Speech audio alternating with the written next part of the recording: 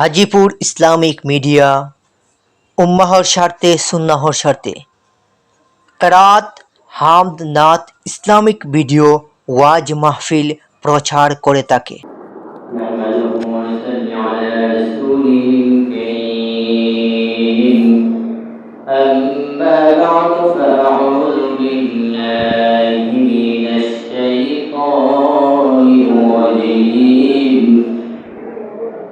بسم الله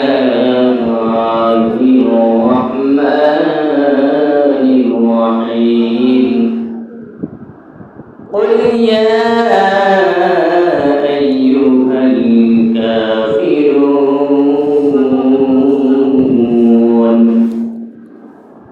لا أعبد ما تعبدون ولا أنتم عابدون ما أعبد ولا أنا عابد ما عبدتم ولا أنتم عابدون ما أعبد لكم دينكم ولي دين.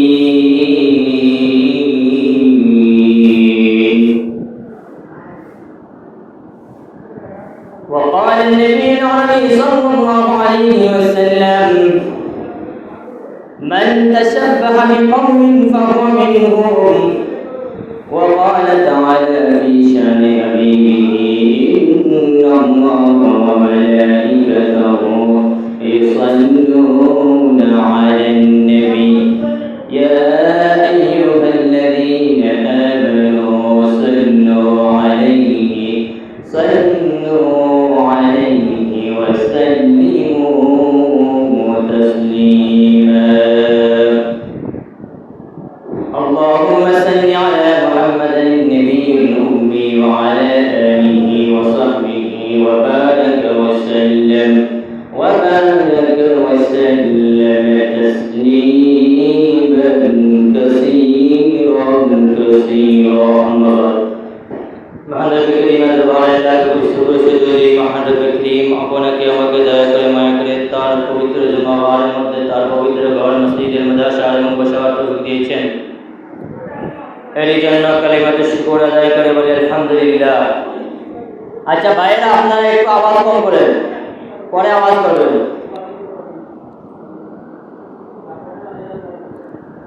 আল্লাহ রাব্বুল আলামিন আমাদেরকে তৌফিক দান, আমাকে যদি তৌফিক দান করেন তাহলে আপনাদের সামনে যে কোরআনের সূরার তেলাওয়াত করেছি সেই সূরাকে সামনে রেখে কিছু আলোচনা করার চেষ্টা করব। আমি আপনাদের সামনে পবিত্র কোরআনের কারীমের একটি সূরা তেলাওয়াত করেছি, সূরা কাফিরুন।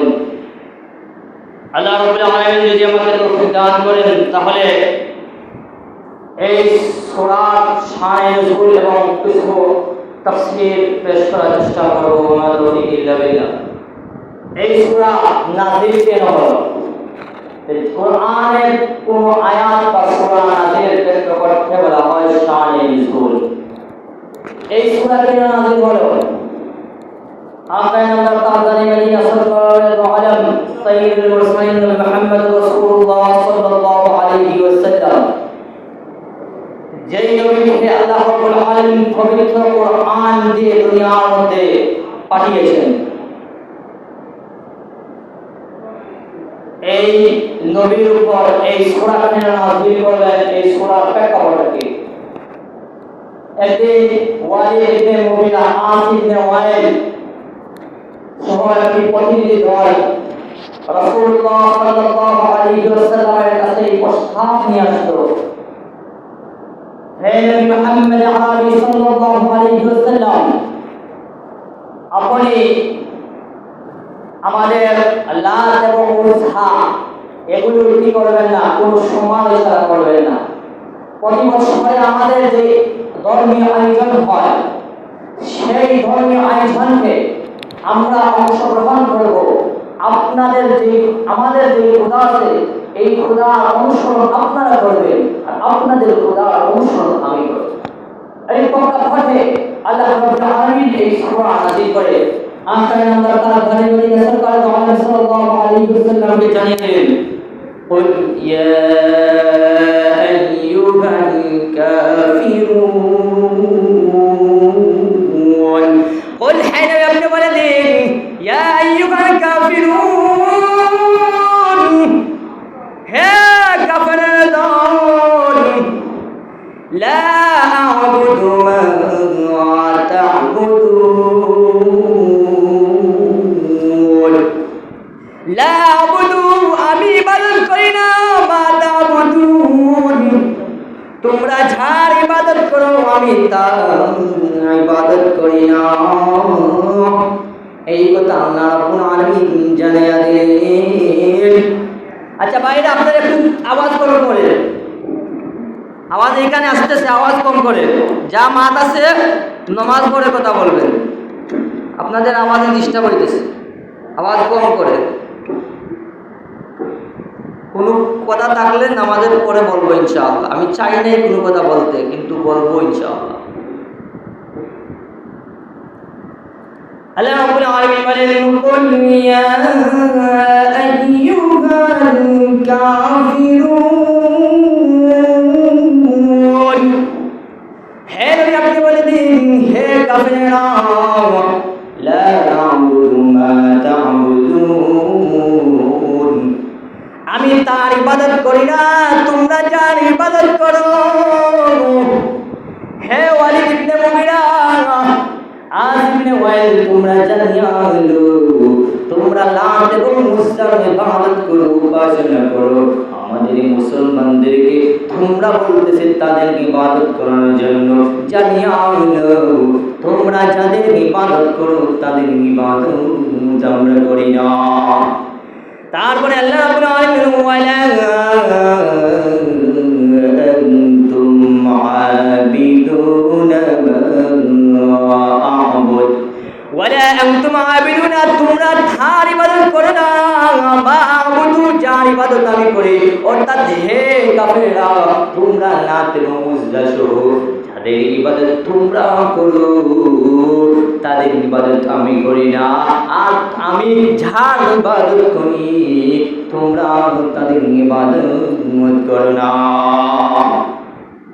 তারপরে আল্লাহ রাব্বুল আলামিন ওয়ালা আনা আবিদুম মা আবাদতুম আমি তার ইবাদত করি না যার যাদের ইবাদত তোমরা করিতেছ। অর্থাৎ তোমরা লাত এবং উজ্জাদের ইবাদত করতেছ, আমি তাদের ইবাদত করি না, বরং আমি আমার একাত্মবান আল্লাহর ইবাদত করি। তোমরা লাত এবং উজ্জার ইবাদত করো, আমি তাদের ইবাদত করি না। আর আমি যে আল্লাহর ইবাদত করি সেই আল্লাহর ইবাদত তোমরা করো না।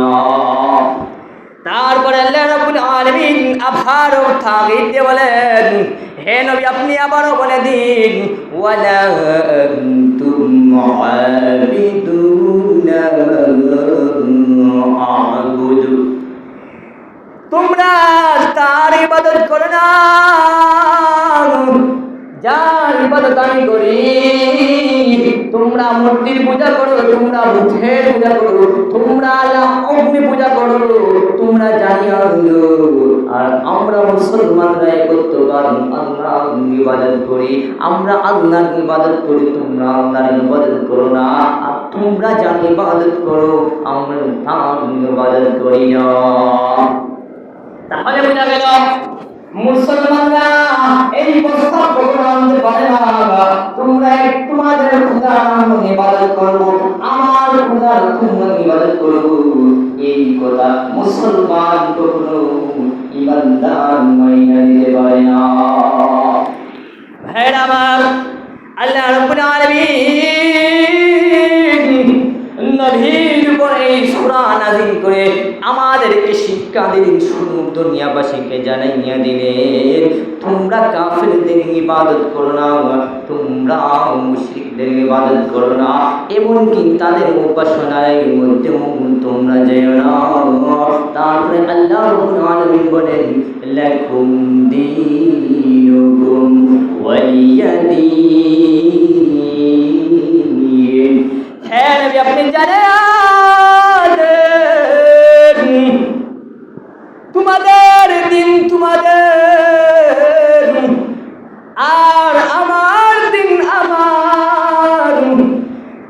তোমরা কোনো প্রস্তাব দিয়ে কোনো লাভ নেই যে তোমাদের ক্ষুধার ইবাদত আমরা করব আর আমাদের ক্ষুধার ইবাদত তোমরা করবা।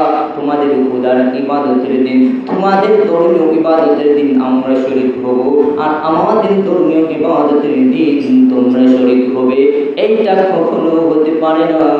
তোমাদের ধন্য, তোমাদের ধর্ম তোমাদের জন্য, তোমাদের দিন তোমাদের, আমার দিন আমাদের, মুসলমানের দিন মুসলমানদের। এই জন্য মুসলমান কখনো কি হইতে পারে না বিধর্মীদের অনুষ্ঠানের মধ্যে মুসলমান শরীক হইতে পারে না। এই সামনে এসেছে দুর্গা পূজা, এই বিষয়ে আমার হঠাৎ আল্লাহ রাব্বুল আলামিন আমার দিলের মধ্যে এই বিষয়টা ডাইলা দিয়েছেন, সামনে দুর্গা পূজা। এই জন্য এই বিষয়ে কথা বলার প্রয়োজন। এই জন্য আল্লাহ রাব্বুল আলামিনের কালাম থেকে এই কথাগুলো দিয়ে সচেতন করে দিতেছি, মেসেজ করে দিতেছি। নবী যা তার উম্মতদেরকে বলেছেন, আল্লাহ যার তার বান্দাদেরকে জানাইয়ে দিতে বলেছেন, একজন আলেম হিসাবে এগুলো জানাইয়া দেওয়া হলো আমাদের দায়িত্ব, কর্তব্য। তো সামনে যেই দিনটা আসতেছে দুর্গা পূজা, সামনে যেই দিনটা সেটা হলো দুর্গা পূজা। আমরা মুসলমানরা একটা অনেকে স্লোগান দেয়, রাজনৈতিক স্লোগান, ধর্ম ছাড় যার উৎসব সভা। নাউযুবিল্লাহি মিন যালিক। যে বলবে ধর্ম যার ছাড় উৎসব সভা, সে মুরতাদ হয়ে যাবে, তার ঈমান চলে যাবে। ধর্ম যার উৎসব থাক, দলিল কোরআনের সূরা ফাতির আল্লাহ জানিয়ে দিয়েছেন, লাকুম দীনুকুম ওয়ালিয়া দীন। তোমাদের দিন, তোমাদের ধর্ম তোমাদের, আমার ধর্ম আমাদের। হে নবী, আপনি এটা ঘোষণা দিয়ে দেন। এখন এর মধ্যে বৈষম্যতা আসেনি, আছে না? এর মধ্যে একটা বৈষম্য আসে, না হলো পূজার সময় আসতে বলে ধর্ম যার উৎসব সভা। এই পূজার মধ্যে মুসলমান গিয়ে অংশগ্রহণ করে। আর ওরা কি আমাদের ঈদের জামাতে আসছে, এই যে জুমার দিন আমাদের তো সাপ্তাহিক একটা আনন্দের দিন, ওরা কি মসজিদে এসেছে? হিন্দুরা এসেছে? আসে নাই। আমাদের ঈদগাহে তারা যায় না। আমাদের কোরবানির সময় আমরা যেটা বলি কোরবানির ঈদ, ঈদুল আযহা, ভারত উপমহাদেশে এটাকে বলে বকরি, বকরাই। এটা কেন আসলো, কেন বলে? আরবিতে বাংলা ভোট করলো, বাংলাতে ভোট করলো ঘাবি, সূরা বাকারায় একটা ঘাবিকে নিয়ে, একটি গরুকে নিয়ে এই সূরা নাযিল করেছে।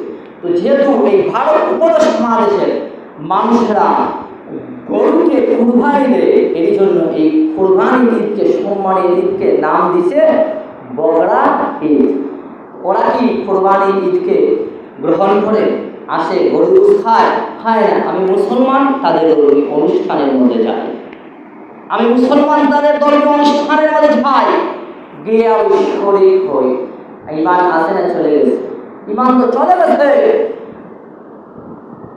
ইবনে মাজাহ হাদিস অনেক লম্বা, শুধু মাফহুম বলতেছি। আল্লাহ রাসূল সাল্লাল্লাহু আলাইহি ওয়াসাল্লাম বলেছেন, এমন এক দিন আসবে যেই দিন আমার উম্মতেরা মূর্তি পূজা করবে, কাফেরদেরকে নিজেদের বন্ধু হিসেবে গ্রহণ করবে। এর ব্যাখ্যা কি মুহাদ্দিসিন ইকরাম করে বলেন, মূর্তি পূজা মুসলমান কেমন ভাবে করবে? এটা মুহাদ্দিসিন তিন রকমের সাধারণত ব্যাখ্যা করেছে। মূর্তি একটা হলো ভাস্কর্য, ভাস্কর্য যার হোক না কেন সেটার মানুষ যদি সম্মান করে তার ঈমান চলে যাবে, এটাও পূজার অন্তর্ভুক্ত। এখন সেটা যদি হয় মুরতাদ, শেমুরের, জিয়ার, আবু সাইদ, মুগ্ধ বা অমুক আর তমুক, আমার বাবা বা আপনার বাবা, যারও ভাস্কর্য বানানো হয় না কেন, এটাকে আপনি ফুল দিবেন, এটাকে যদি, এটাও পূজার অন্তর্ভুক্ত। ঈমান চলে যাবে, রাসূলের হাদিসের দ্বারা এটা স্বীকৃত। দুই নম্বর ব্যাখ্যা কি? মুসলমানেরা বিভিন্ন ধর্মীয় পূজা মণ্ডপের মধ্যে যাবে। পূজা মণ্ডপের মধ্যে গিয়ে তারা কি করবে? এই অনুষ্ঠানের মধ্যে শরীক হইবে। এখন আমার ধর্ম মূর্তি পূজাকে সমর্থন করে কি করে না? আমার ধর্ম মূর্তি পূজাকে সমর্থন করে না। আমার ধর্ম ইসলামের মধ্যে শিরিক করা হচ্ছে সবচেয়ে মারাত্মক গুনাহ। এই দরগার মধ্যে আপনি পূজার মধ্যে গেলেন, মুসলমানরা পূজার মধ্যে গিয়ে অংশগ্রহণ করেন, এই কাজে শিরিক হইতেছে। যতক্ষণ পর্যন্ত আল্লাহর সাথে শিরিক হবে, এই অনুষ্ঠানের মধ্যে যদি আপনি অংশগ্রহণ করেন, ততক্ষণ পর্যন্ত আল্লাহ রাব্বুল আলামিন আকাশ থেকে লানত অবতীর্ণ করবে। এখন এই লানতের মধ্যে শরিক হইতেছে। ঈমান থাকবে না, লাকুম দীনুকুম ওয়ালিয়া দীন। তোমাদের ধর্ম কাফেরদের ধর্ম কাফেরদের জন্য, আমাদের ধর্ম আমাদের জন্য, এই কথা বলা যাবে না। তোমার ধর্ম যার যার, উৎসব সবার, এই কথা হলো শিরকি কথা, শিরকি কথা। তারপরে আমরা রবি ঠাকুরের একটা গান গাই প্রতিটা শিক্ষা প্রতিষ্ঠানের মধ্যে, ও মা তোমার আকাশ তোমার বাতাস।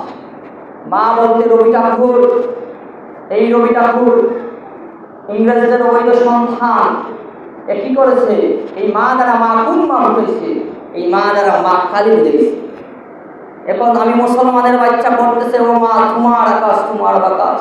যদি মা খালিও না বুঝায়, সে খালিও না বুঝিয়ে থাকে, সে যদি আমার নিজের মাও বুঝায়, আকাশের মালিক কি আমার মা? আমার মা, আমার বাবা, কে আকাশের মালিক? আকাশের মালিক হবেন আল্লাহ রাব্বুল আলামিন। এই কথা ছয়বার বলবে, ততবার শিরক হবে, ঈমান চলে যাবে। তওবা করে আবার ঈমান নবায়ন করতে হবে। এখন খ্রিস্টানদের বা হিন্দুদের পূজা মণ্ডপে অংশগ্রহণ করার হুকুম কি? উলামায়ে কেরাম কি বলেন? আল্লাহ রাব্বুল আলামিন কোরআনের মধ্যে বলেন, ওয়াল্লাযীনা লা ইয়াশহাদুনা আয-যুর ওয়া ইযা মাররু বিল-লাগwi মাররু কিরামা। ওয়াল্লাযীনা লা ইয়াশহাদুনা আয-যুর, যারা জুরের মধ্যে উপস্থিত হয় না। ওয়া ইযা মাররু বিল-লাগwi মাররু কিরামা, আর অনর্থক কর্মকাণ্ডের দিকে তখন যখন যায়, মাররু কিরামা, তারা কি করে? সম্মানের সহিত এই স্থান তারা পরিত্যাগ করে। এই জুর দ্বারা উদ্দেশ্য কি? ইবনে কাসির তাফসীর ইবনে কাসিরের মধ্যে এসেছে, এই জুর দ্বারা হলো আয়াদুল মুশরিকিন, মুশরিকদের ধর্মীয় অনুষ্ঠান দ্বারা আল্লাহ রাব্বুল আলামিন, এই জুর দ্বারা মুশরিকদের ধর্মীয় অনুষ্ঠান আল্লাহ রাব্বুল আলামিন বুঝিয়েছেন। ইমাম ফখরুদ্দীন রাজি রাহমাতুল্লাহি এই জুরের তাফসীর করেছেন, বিধর্মীদের ধর্মীয় অনুষ্ঠান যেটা হয়, এই ধর্মীয় অনুষ্ঠানের মধ্যে যারা অতিক্রম করবে, অর্থাৎ এই ধর্মীয় অনুষ্ঠানের মধ্যে যাইবে, নিজে শরীক না হয়ে পাশ কাটাইয়া যায়, তারা এই জুর থেকে বাঁচতে পারে। অর্থাৎ এই জুর দ্বারা ব্যাখ্যা হলো, তাফসীর হলো বিধর্মীদের ধর্মীয় অনুষ্ঠান। এই জন্য আল্লাহ রাব্বুল আলামিন কোরআনের মধ্যে বলেছেন, হে মুসলমানরা, তোমরা বিধর্মীদের ধর্মীয় অনুষ্ঠানের মধ্যে শরীক হইও না। এই দুর্গা পূজা এসেছি, আর মুসলমানরা পূজা মণ্ডপে গিয়ে এই দৃশ্য দেখে, হে মুসলমান জানিয়া লো, এই পূজা মণ্ডপে তুমি গেলা না, নিজের ঈমানটা তুমি হারাইয়া ফেললা। আল্লাহ বলেছেন, লা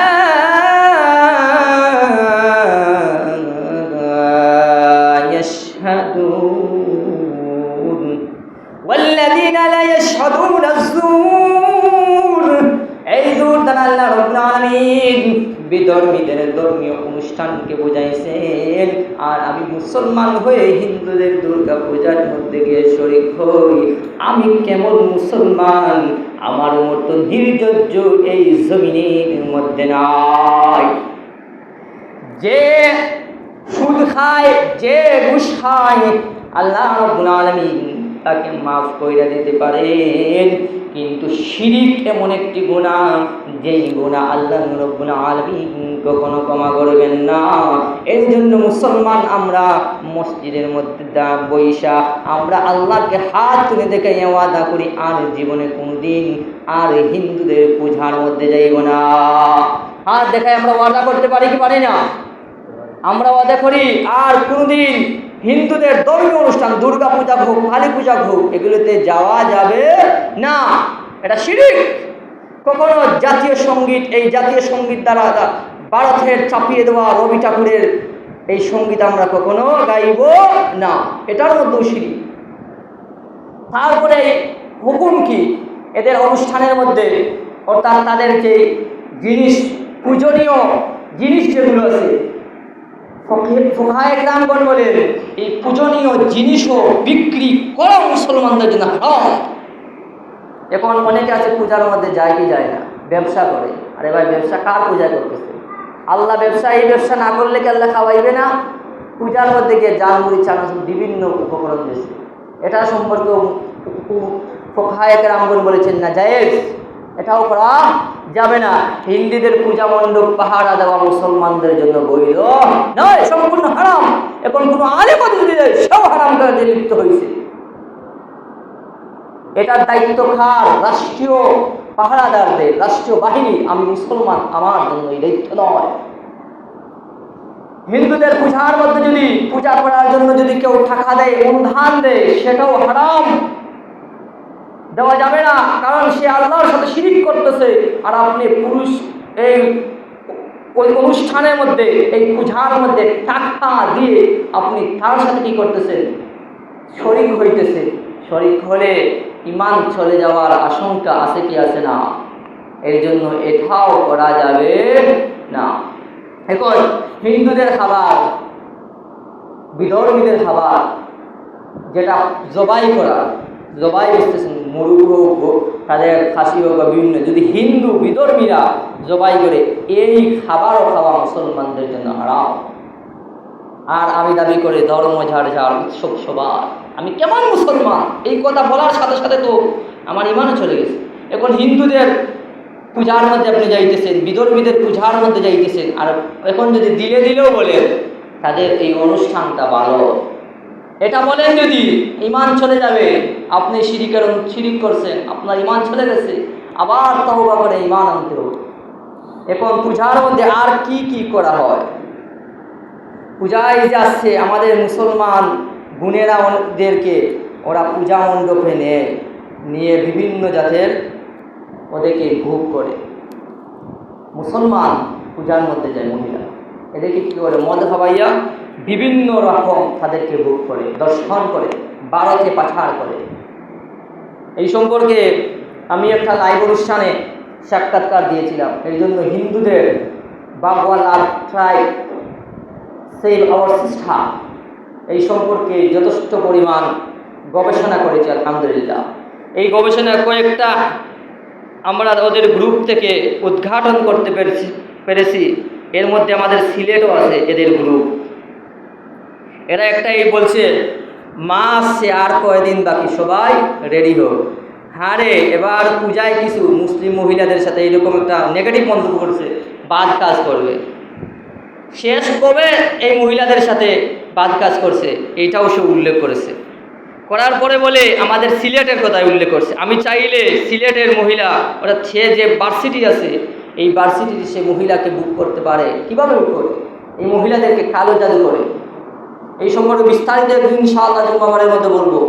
কিন্তু এখন বলতেছি, আমাদের মহিলা, আমাদের ঘরের মহিলা, তাদেরকে আমরা কখনো এই পূজা মণ্ডপে যাওয়ার, অর্থাৎ হিন্দুদের সাথে মিশার, হিন্দু পুরুষ হোক মহিলা হোক, নারীদের সাথে মিশতে দেব না।